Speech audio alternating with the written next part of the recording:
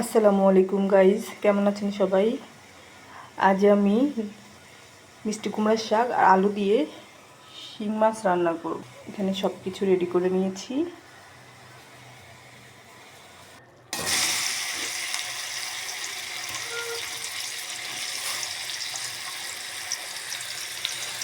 এখানে মাছ রান্না করতে যে মশলা লাগে সব দিয়ে দিব।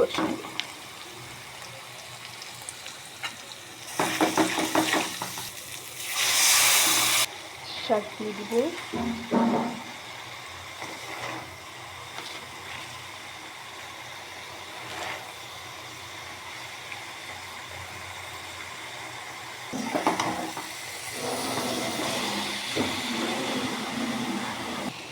এখানে এখন আমি মাছ দিব।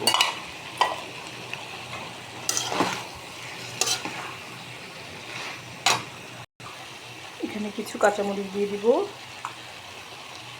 একটু পানি দিয়ে মাছটা আবার একটু কষিয়ে নেব। মাছ কষানো হয়ে গেছে, এখানে ধনেপাতা দিয়ে দিব,